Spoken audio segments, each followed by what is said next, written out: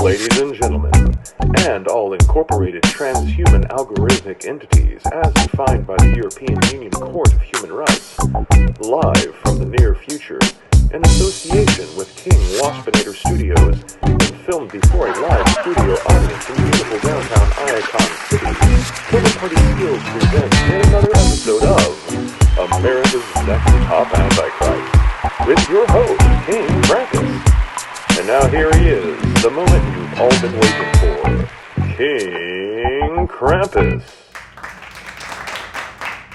Well, I see quite a few people are kind of suddenly on the page I've been on since 2010-ish. And that is, they're starting to realize that the Democrats are a pretty fucking useless party, actually. At least in terms of doing anything that their voting base wants them to do. They're much like the Republicans in that way, albeit different voting bases, different demands. But in the end, they're just the same donor-controlled, corporate favoritist, warmongering party that the Republicans are, just slightly less Bible stuff. In exchange, you get LGBT stickers you can slap on stuff. Great. But the Senate Democrats caving in on the shutdown like they did without getting any real concessions. The Republicans said they'll be willing in the next 30 days to talk about the Affordable Care Act with us. They promised, pinky swears. You know, that's totally going to happen, and that's not just going to end up being shuffled down the block because, we're less than 30 days away from Congress having to take off so they can go on their long-ass Christmas vacation. No, this happened because airline traffic is being affected, and that means maybe not top-tier rich people with private planes, but well-to-do people who have to rely on the public airplane system are now being inconvenienced by all this. And so more influential phone calls have been made to senators, people who have the numbers so they can bypass the secretary and their answering machines and actually talk to somebody who will listen to them telling them that, hey, you got to do something about this. Who cares about people, food stamps, and the various people who, because of their jobs not paying them for more than a month, have been evicted or are on the verge of being evicted over all this, so that even if they get their job back, that they're still pretty fucked right now in a lot of ways. And how many people are just going to not bother coming back? All of this for what? For nothing? So that this is now the Democrats' fault for holding up the funding bill for nothing? 40 days. More than a month. Enough time for anyone dependent on these payments to be pretty screwed over right now. And you got nothing to show for it except for an empty promise that they will talk about maybe having a vote on the ACA in a month. The Affordable Care Act, aka Obamacare, which was originally Bob Dole's proposal for health care as a counter to Bill and Hillary Clinton's health care proposals that never happened anyway during the Clinton administration back in 1996, when Bob Dole was the Republican candidate, which for some reason, despite having been a Heritage Foundation designed way to do a mock universal health insurance by forcing everyone to buy private insurance, but for some reason, since Obama's the one that put that through, well, and now it's evil, and it has to be destroyed, because it's ruined everything. Oh, it's made insurance prices so high, even though they're going to go higher without the funding behind it. But whatever. You know, in truth, what we should be doing is just getting rid of insurance entirely, or just having the government insures things. Kind of a system, because there are, I guess, circumstances for certain kinds of insurance where, you know, your house burns down, you get into a car wreck, these are expensive things, and the government wants to consider them all assets when you're trying to, you know, calculate what all is in the country and how much it's all worth. So, you know, if our houses that we own are counted on an asset sheet, then maybe they should foot the bill for dealing with it with there's been a flood or a tornado rips your roof off, or wherever the fuck your problem is. It can't be any worse than the insurance system we have right now. And especially in terms of medical health care, it just seems to be quite a unnecessary middleman to the process that drives up the costs of everything so that they and the doctors and hospitals can receive kickbacks. The higher up the pyramid they are, the more likely they are to actually see those kickbacks. Your average nurse and even some of your like lower tenure doctors probably don't see much of a dime. They get bribed by the pharmaceutical industry. That's why I stopped voting for them, because they're not legit. They just pretend to be left wing. They'll do all the bare minimum stuff that doesn't actually affect anyone's bottom dollar, which is why they were supportive of interracial couples in commercials and having black superheroes and having LGBT parties at the White House and stuff, because it's all just cosmetic and it doesn't actually affect any of their donors' bottom lines. Anything that the voting public who put Obama in office, and by extension Biden later on, wanted from Obama originally was, stop wars, give us universal health care, punish the banks for what they had just done. And none of that shit happened, but they reluctantly went along with it when the Supreme Court said it was okay for you to be gay. So with a few small list of exceptions, your Ro Khannas, some of the squad, most of the Democrats should just need to be replaced with new people who are not afraid of alienating AIPAC and corporate donors. As long as the internet companies don't fuck with people's algorithms to try to put their finger on the weight scale, so to say, during the upcoming election, you don't actually need all that corporate cash anymore to have a successful election. I mean, Donald Trump, in both instances, didn't have to spend all that much money because he had social media doing most of the work for him. And social media can do the same for others. So, I don't know. Unfortunately, I'm just a little tiny nobody whose message is not going to get out there. However, I am hearing a lot of people say similar things. It's just that the Democrats are only useful insofar as they have an infrastructure and a party apparatus in all 50 states to get people into all the available offices in all the states and on the federal government level. And so completely ditching the party entirely in favor of what? Even the Green Party and the Libertarian Party, they don't have enough infrastructure to really do anything, and they don't want to win. They run goofball fucking candidates all the time.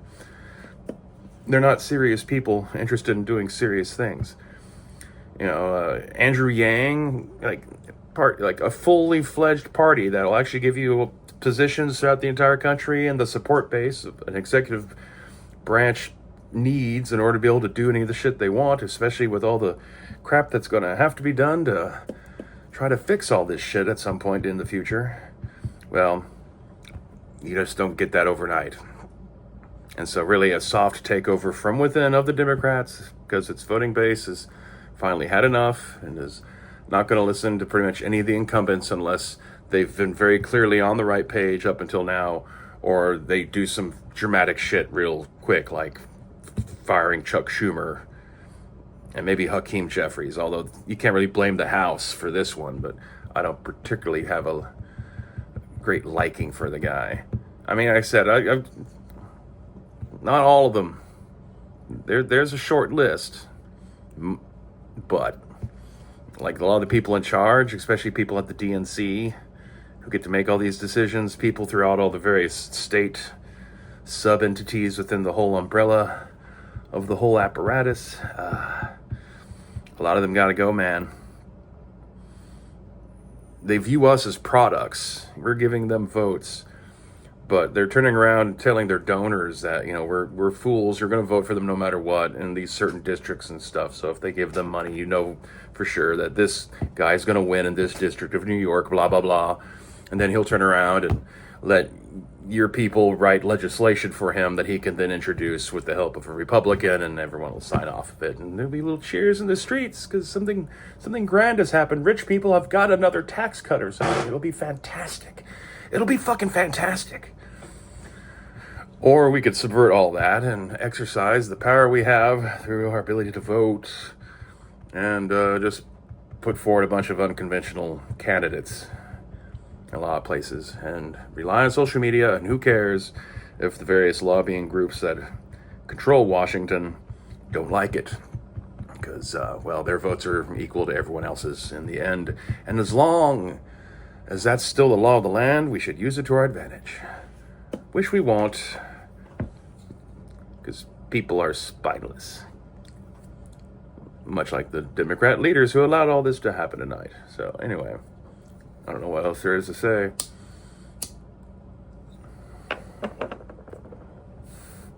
I mean, the Republicans are probably still fucked in the midterms unless this thing I saw earlier about Trump proposing handing out $2,000 dividends for all the tariffs to everyone.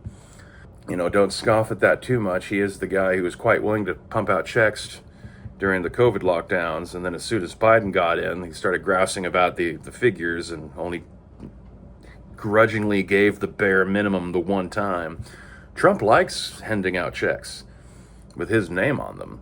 So I wouldn't be surprised if he basically just kind of tries to bribe everyone into ignoring how shitty everything is in the hopes that it'll buy enough time for all of his wonderful factory jobs to come in and save the day. Like, that's great 2 years from now, whenever all this stuff's up and running, if it ever does get up and running. But in the meantime, people have expensive insurance to pay for and food to put in their bellies. And whether or not it's on food stamps or they're doing it with their own grubby hands in the dirt, well, tariffs have made it hard for us to sell our food for some fucking reason, despite the fact that the farmers had warning that this was going to be the case, because Trump had talked about tariffs. He had done tariffs before in his previous terms, and it had similar effects in the previous term. They all decided to keep growing soybeans for fucking China instead of switching their crops over to something that can be consumed nationally so they could still actually sell their shit. So, you know, I guess you can't count on farmers to have a lot of good foresight, perhaps. I don't know. There's reasons why, despite the fact that I abandoned the Democrats in the 2012 election, that I haven't jumped ship over to wanting to vote for Republicans, because, I mean, I don't know. I still remember my grandfather saying something along the lines that Democrats are evil and Republicans are stupid. It'd be nice if we didn't have to make those sorts of choices between the two, and it's easier to take over evil than it is stupid. I've spent the last several years, not because of Trump getting elected in 2016, but actually it's because of the reaction to The Last Jedi. Caused me to kind of start paying more attention to right-wing media over the last most of a decade at this point. And hasn't really convinced me of anything. There's a few points I can kind of half agree on to kind of try to create some sort of diplomatic thread of trying to have a conversation. The thing, though, I've really ultimately noticed is that you can't reason with them. The best you can do is work within their own paradigm and kind of try to cut them off from their own right, or at least make them think that. You can't convince a hardcore Christian to stop believing in God, but you can get him to start questioning his specific theology, kind of a thing.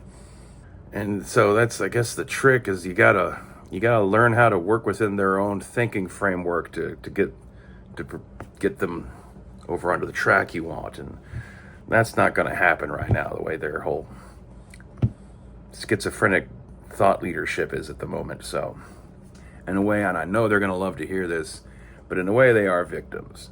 They might not be victims of systemic this or that from the government or state level.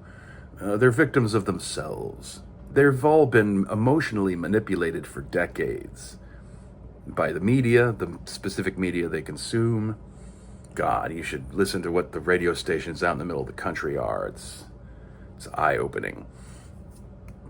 And some of them have been manipulated since they were like little tiny children by the kind of weird beliefs that they were raised up in. They don't see that they're a cult. They think that just because, well, we're the largest cult on earth. A couple billion people believe in our cult. That doesn't mean it's not a cult. But,